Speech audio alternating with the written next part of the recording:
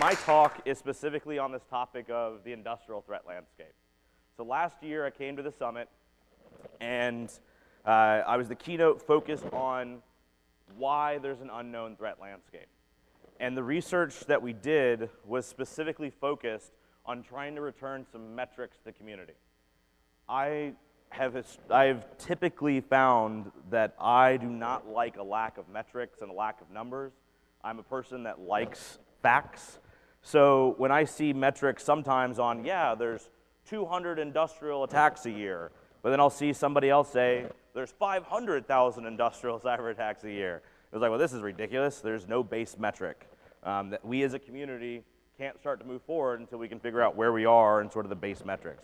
So last year, and I'll re-highlight this for the folks that were largely new, there were 2 points that we sort of accepted. One was that we could come up with a base number of metrics of just pure malware incidents or malware events in the public known space. And we came up with a number around 6,000 a year in terms of infections that happen in industrial control environments. So if your numbers are 500,000 cyber attacks, you're probably an order off. If it is in 100, it's probably an order off. In the thousands is what we typically see in terms of events that each industrial or the different industrial asset owners will face. On the topic of the unknown threat landscape, this is core to this discussion, so I want to re-highlight this. My whole talk is going to highlight why it's unknown and what you should do about it. When I get done with the talk, my purpose will be to leave you with 2 models that you should leave the summit with at the end of the summit, not immediately, and go use. Also, for those of you that do know my background, I am the writer of the Little Bobby comic, not the illustrator, so you just got to suffer through this. But when we look at the industrial threat landscape and why it's unknown, if you have ever done anything with intelligence, in terms of like the intelligence career field, you'll know that there's a lot of data that goes in to getting some information that goes into getting just a tiny little bit of intel. You've got to have a lot of collection. This collection is core to the topic of why I would say we struggle as a community to figure out what we're actually trying to address. If you think about it, it even goes back to some of the talks we heard yesterday when it was positioned that the Dragonfly 2.0 activity was highly targeted towards the energy sector, highly targeted towards the electric sector. Now, first of all, that DHS advisory I've seen, the new one, was one of the better ones I've seen. It followed all the best feedback that I sort of requested to them and other people that requested to them, so huge kudos to them for doing that. But everybody makes this mistake, and I want to highlight it. You know, based on your collection, that the energy community was a minimal target of the campaign. You cannot say that that was the only target of the campaign unless your collection supports it.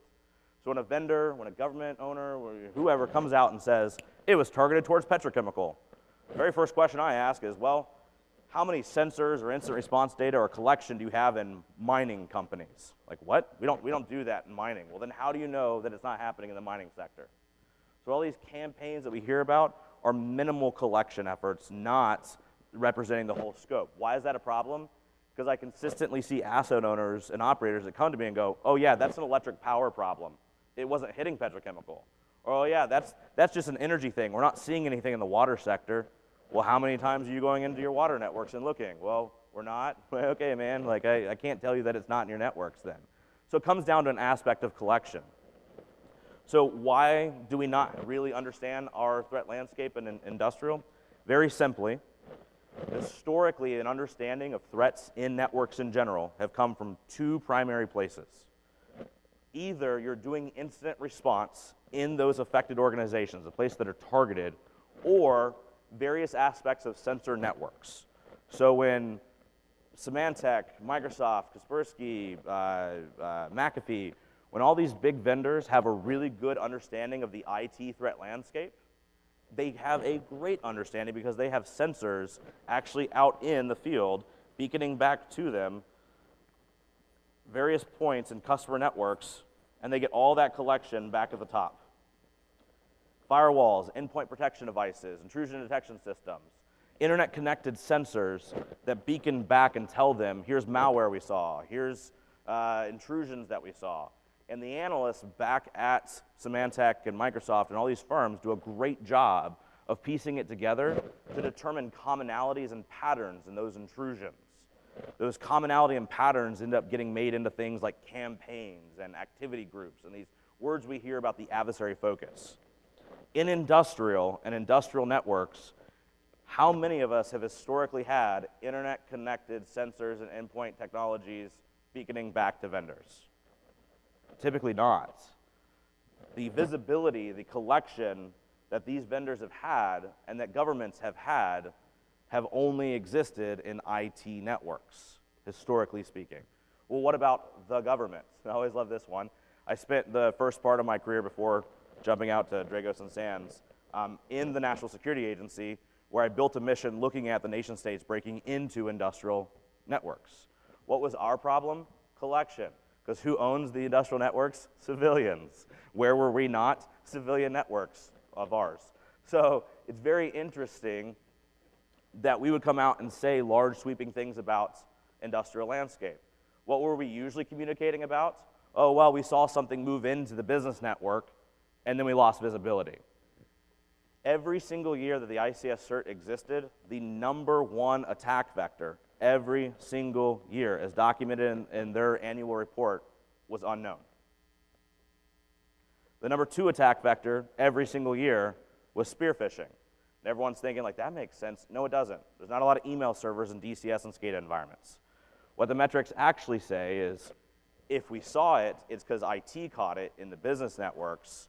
If it was in the industrial networks, we don't know. So the narrative that your biggest infection vectors are spear phishing is because of collection, and your collection being focused on an IT network. I see more infections today, VPN to VPN. I see more third-party issues where even OEMs doing maintenance on their gear are allowing infections and adversaries to come in.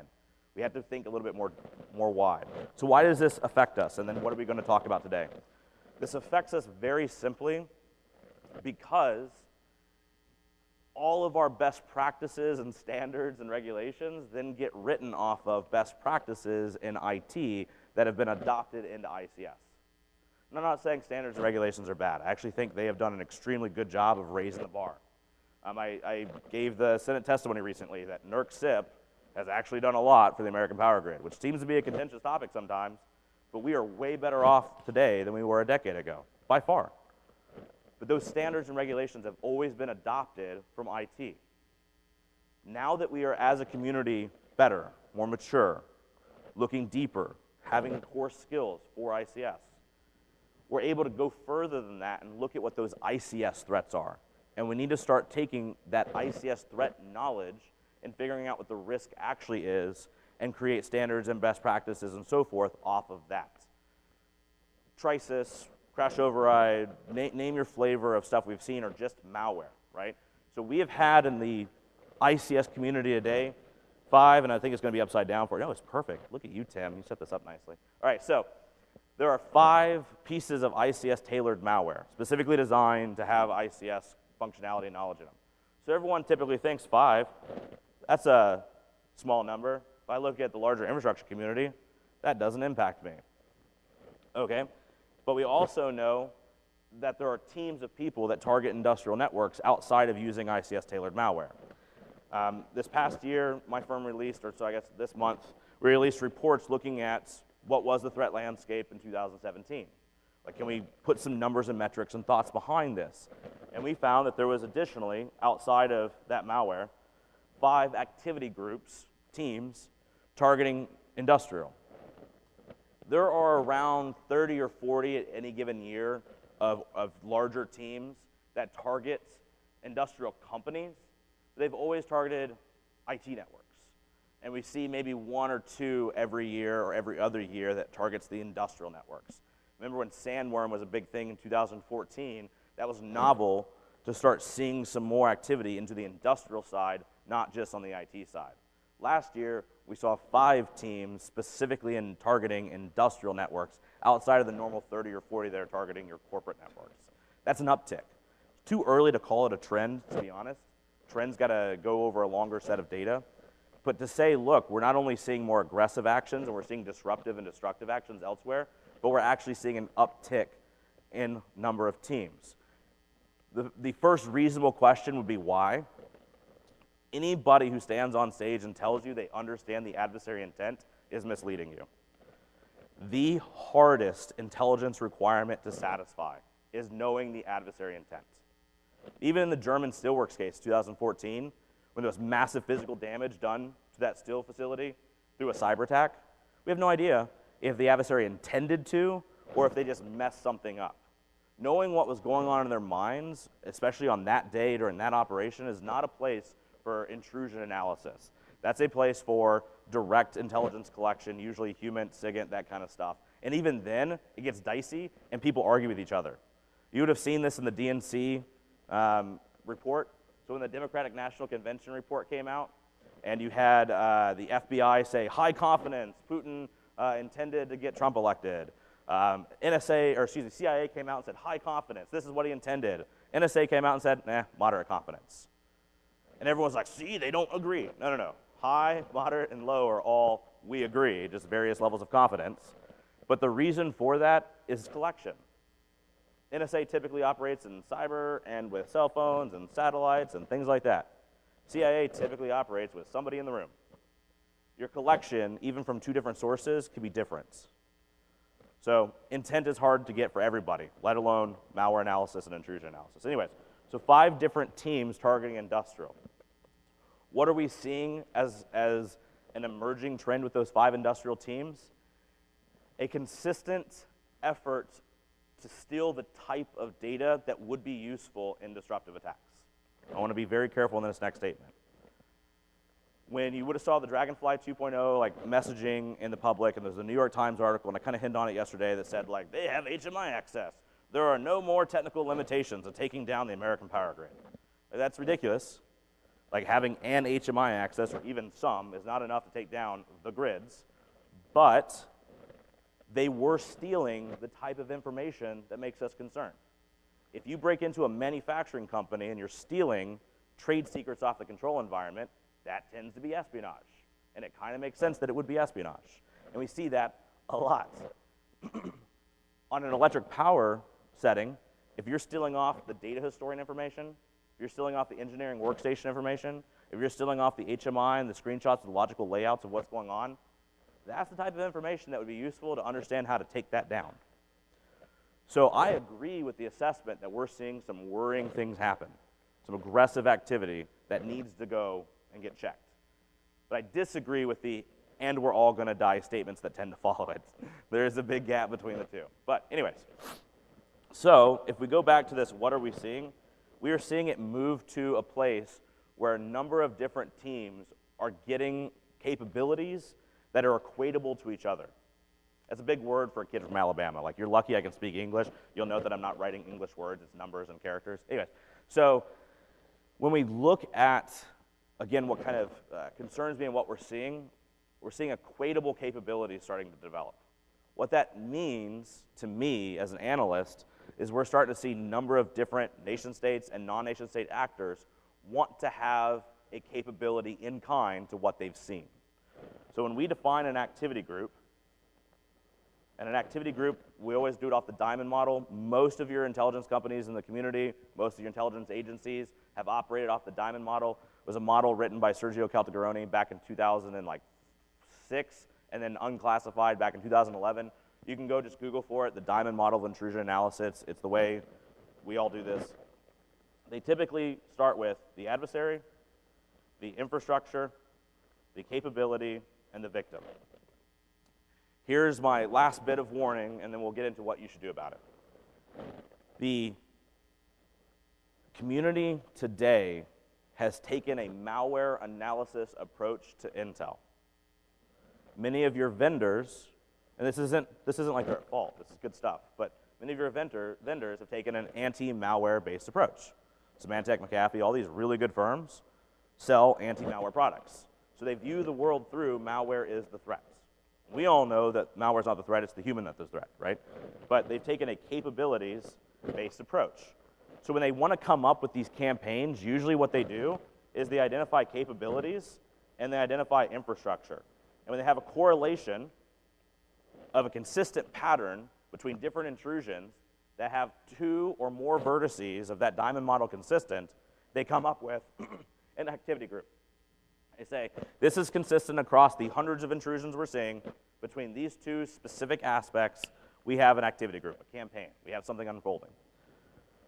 The problem that I see goes back to that collection one, where some of the threats we're concerned with aren't using typical malware. A lot of the threats we're seeing, especially in industrial, are just living off the land, pulling PowerShell, pulling credible accounts that are already on there, accessing an HMI to be able to use the functionality that's already there, jump hosting in and taking screenshots using native functionality, which means a lot of the focus of the community has been malware analysis reports tied into Intel, even though an Intel report and a malware analysis report are completely different. They focused on this, and what we as a community need to get a little bit better about understanding is this also includes TTPs as a capability, not just malware, but we're not going to see that in VirusTotal. And so we really need to also understand the victim aspect. Now, I know some people don't like the word victim. Get over it. When you look at people that are getting targeted, it matters if an adversary is hitting 16 hydroelectric facilities in Africa versus 20 power stations in North America. Based on our understanding of the targeting and the victims being hit, we can get some idea about where we might see this. Now, why does this matter for you? We know through Microsoft's numbers, and Microsoft has probably the best intelligence collection like network in the world. They don't have necessarily the expertise on every little aspect like ICS, but if you want to talk about a sensor network that makes every country uncomfortable, it's Microsoft. Microsoft has determined that there are around 320 plus teams, activity groups worldwide that are targeting sites, not just infrastructure, but just in general.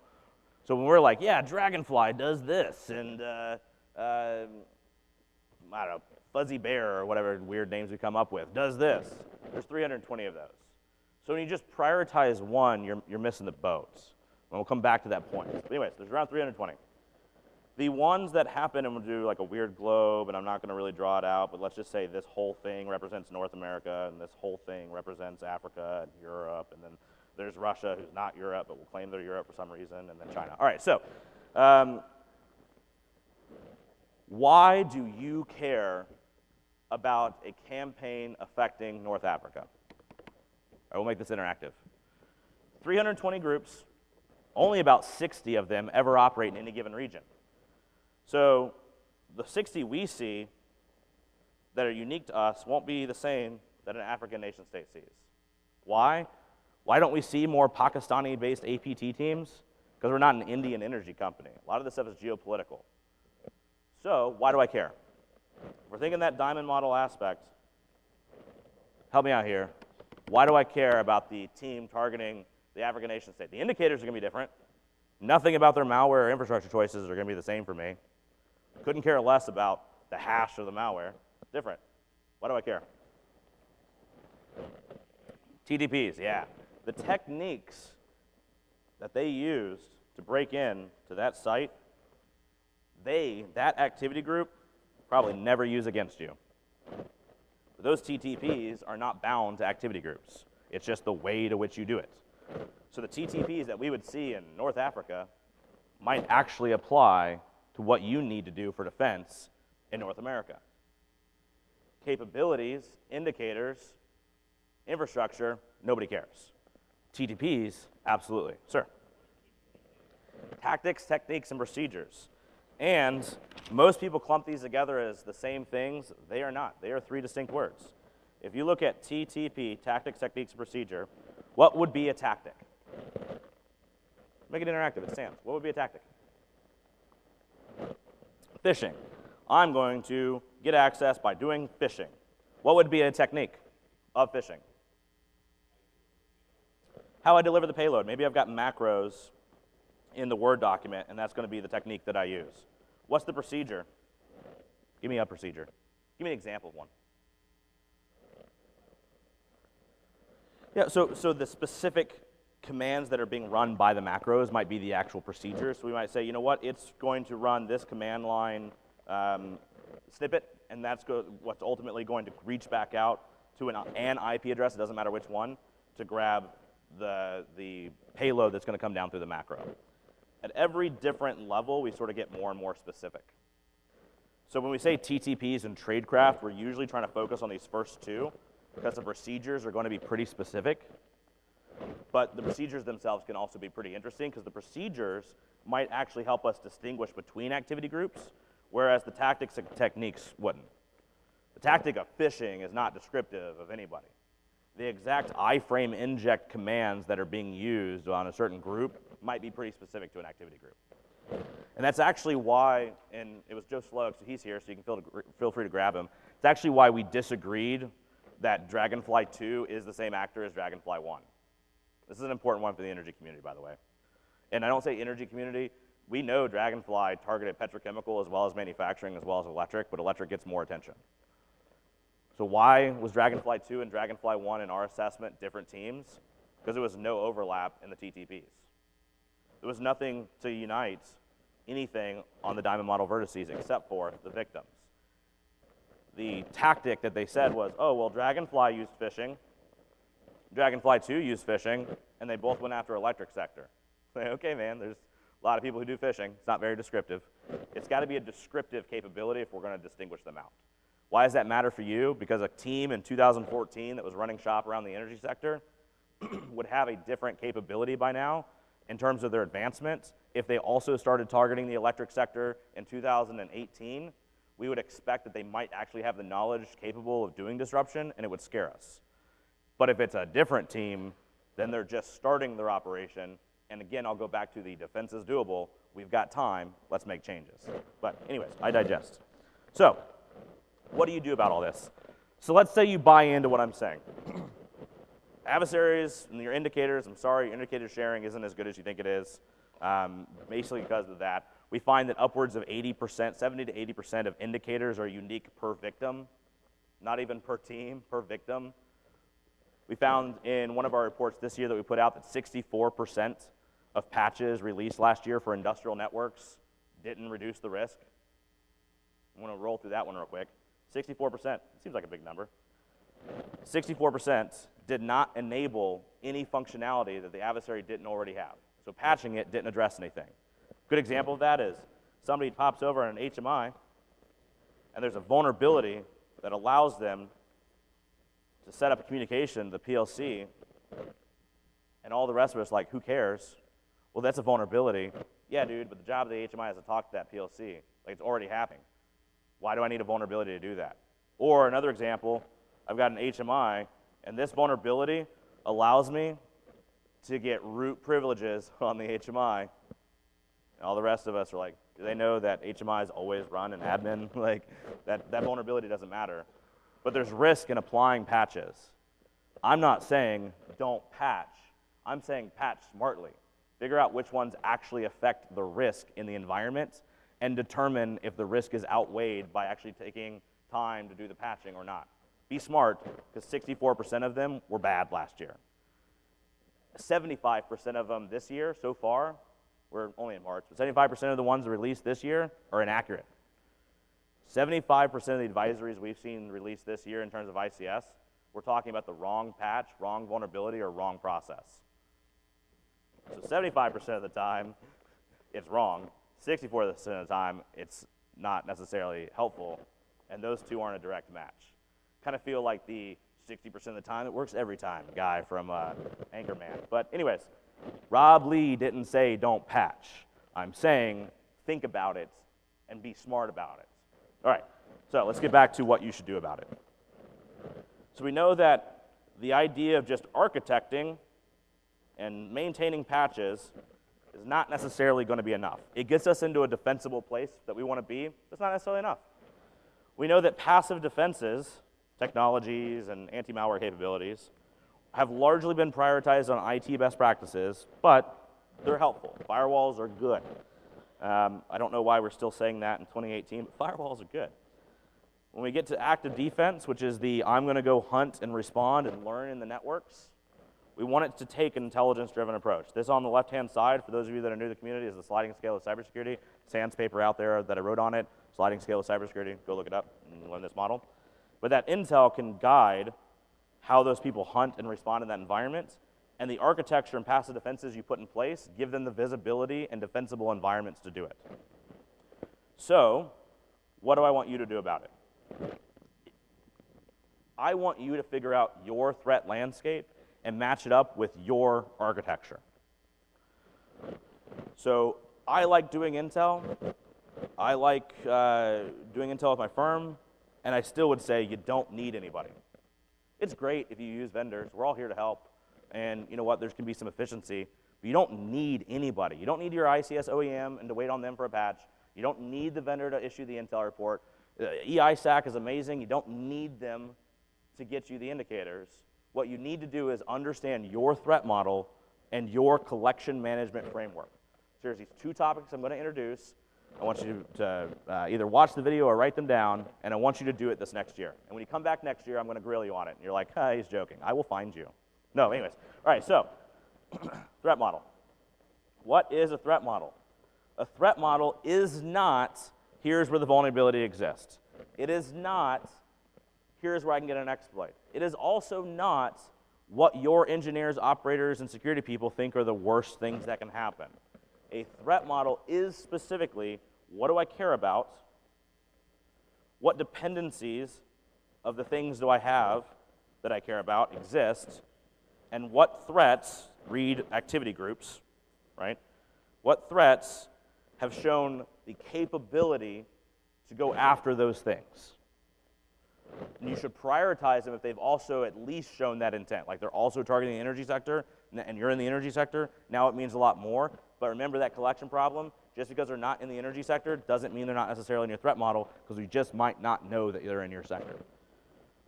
So we might say, the Electrum team developed crash override. So Electrum developed crash override. One of their capabilities was crash override, which is used to disconnect substations at a transmission level. And I am an electric power company, and I care about my substations. And I've got HMIs, data historians, and you can go as deep as you want on this. It's ABB, and it's maybe my data historian is OSIsoft because I'm smart and they have an awesome historian. Like, we can go down that level of however, it's this version. You can go as deep as you want, but here's my pitch. Only go as deep as you can use. I see some people that do that even with asset identification.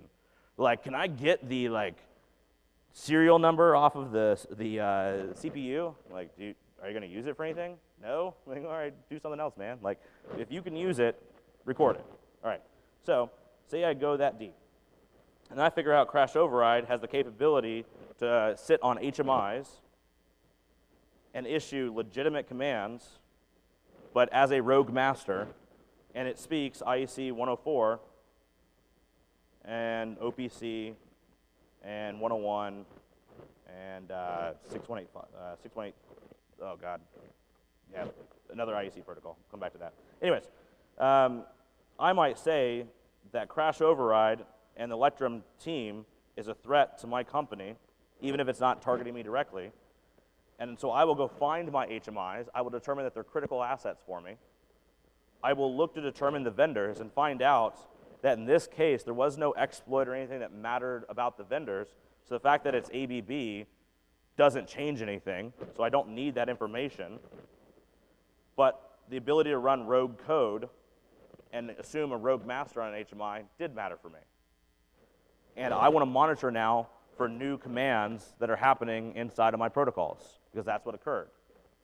Now I've taken my threat model and figured out that I've got a threat that I consider real, and I want to understand the mitigations I'm going to put in place to mitigate that issue. So the way to do that is to build a collection management framework.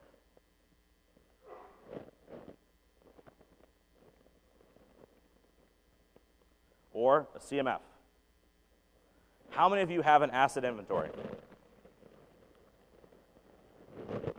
It's honestly better than it's been in previous years. It's good. How many of you of the asset inventories have an asset inventory across your entire architecture in the ICS? Perfect. We got a couple. How many of you that have an asset inventory know what type of data you can pull off that device and for how long you're storing it? Okay, we got one. Perfect. And you can do that across the entire architecture. That I've got 30 days of logs here, I've got 60 days of logs here. Get this man a beer. All right, so, and it's never too early. All right, so good. So that's what you're going to do in a CMF. I'm going to build a matrix that say, you know what? At control center 1,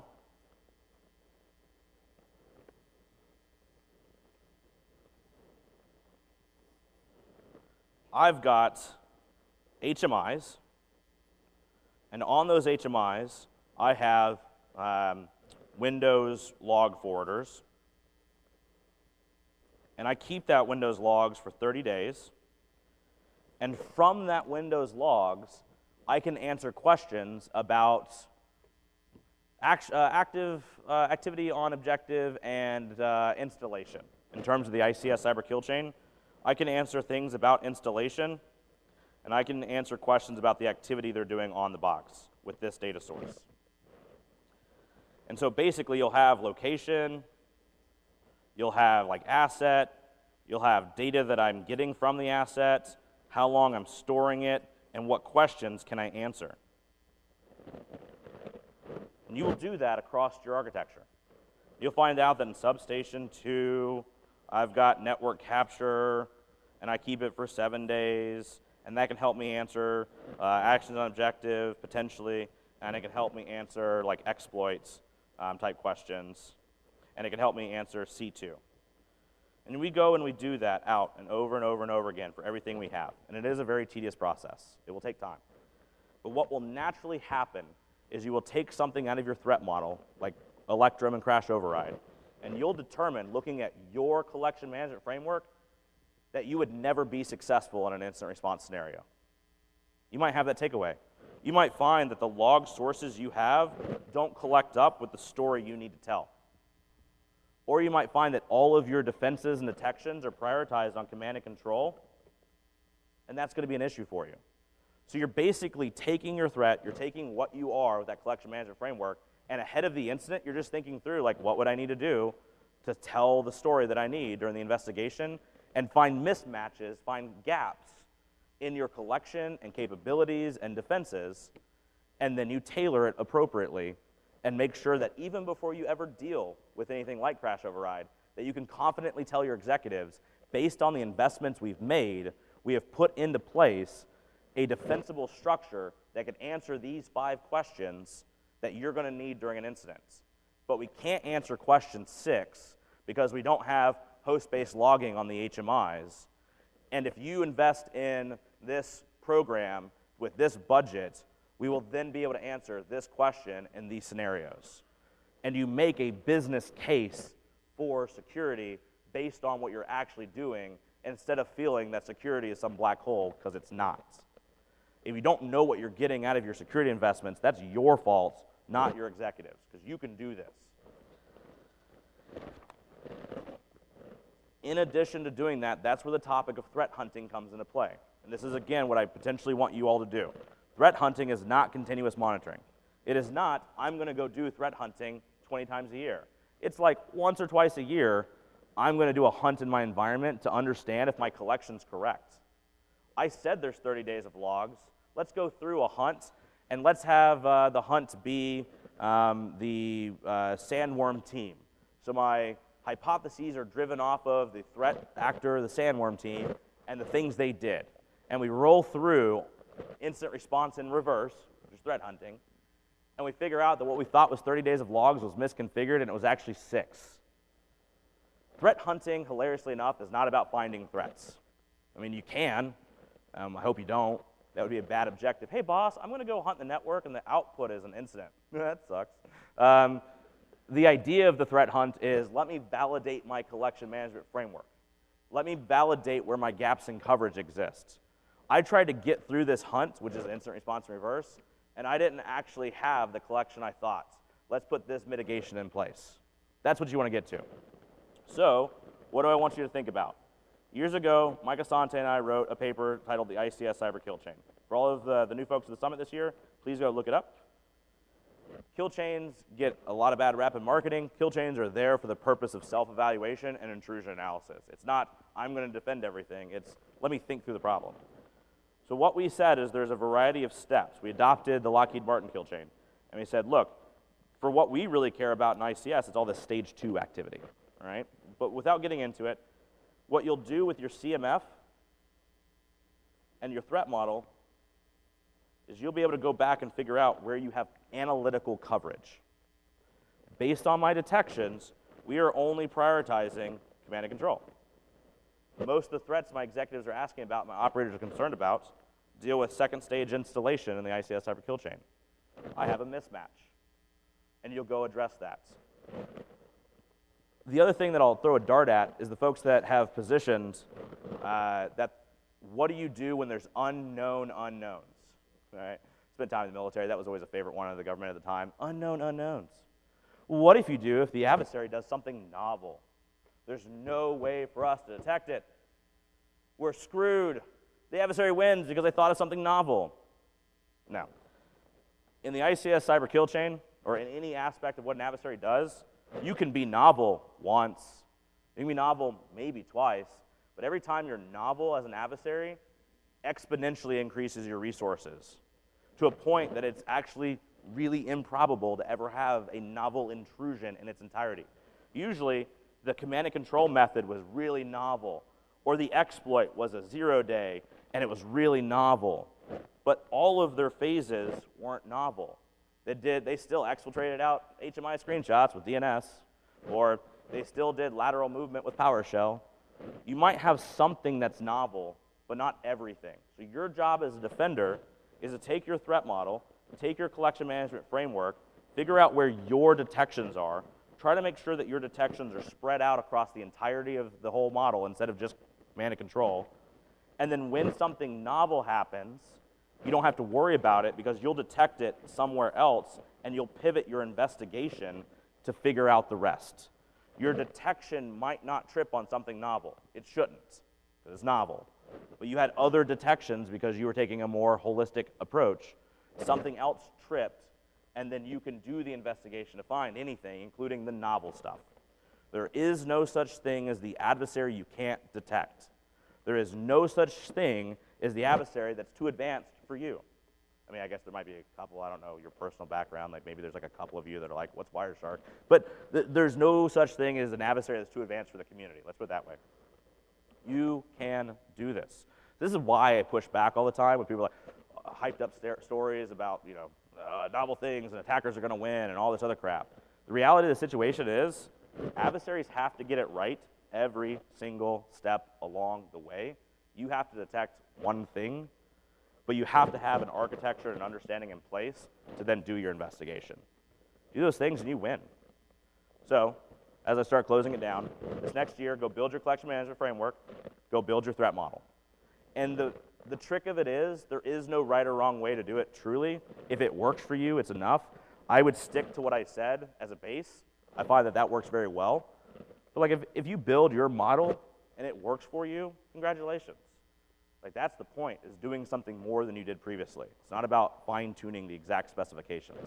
But I think there is a right way to do it, though, so you should do it that. Do it my way. Anyways, with that, the threat landscape is largely unknown because we've had a lack of collection and we've had a lack of analysis on that collection. ICS-specific skill sets on that collection. Your threat landscape is different than the larger community's threat landscape. If you analyze the intrusions and things in your environment, you can build your threat model for your threat landscape, and then you should be amplifying it with what the community knows, but not relying on it.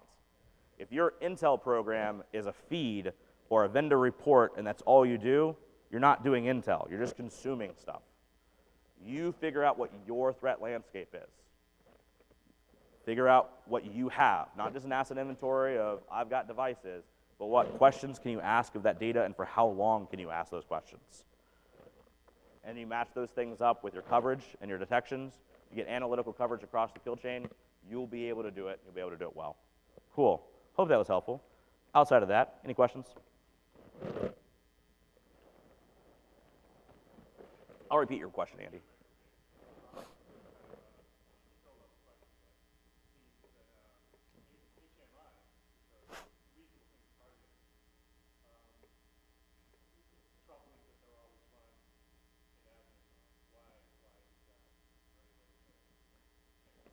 the question was, HMI is always being run in admin mode. Are we changing that? Like, why is that the case?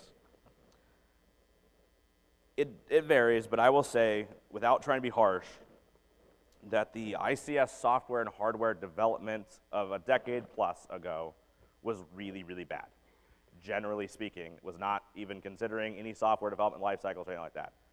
That's not true anymore. So a lot of people that love to take shots at ICS OEMs, I typically don't, because a lot of what they're doing in response to things that we've told them over the last 5 years.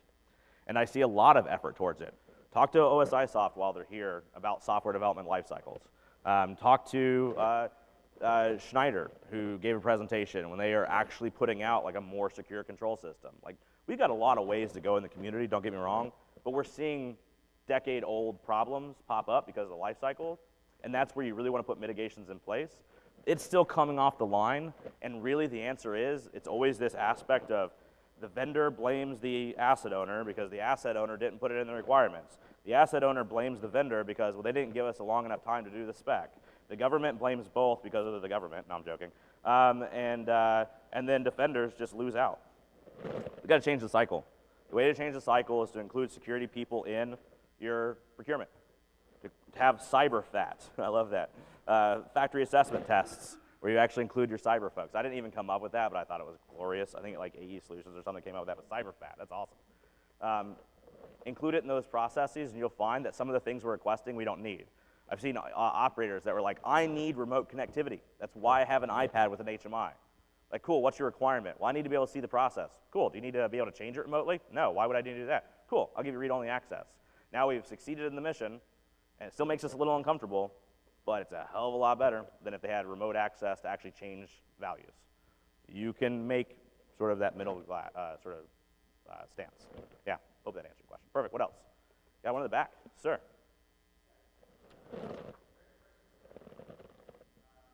You highlighted a great framework for us to work within. Has this been published anywhere that where we can go reference it, go look at it, and adapt it within our organizations?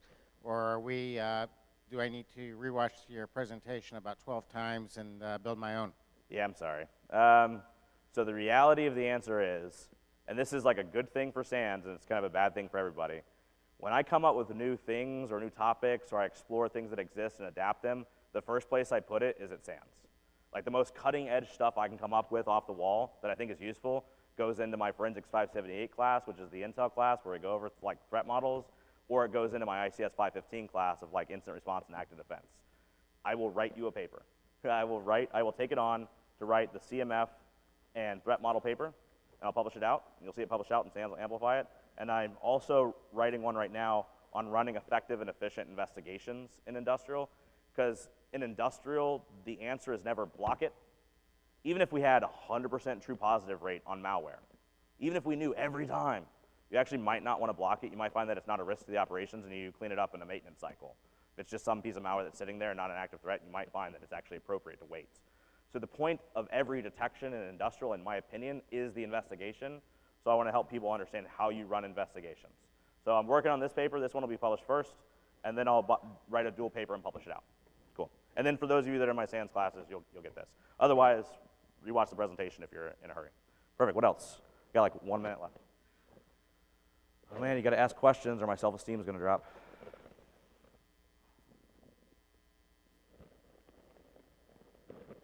I'm not leaving stage early. I mean, I got time. Yeah, go ahead.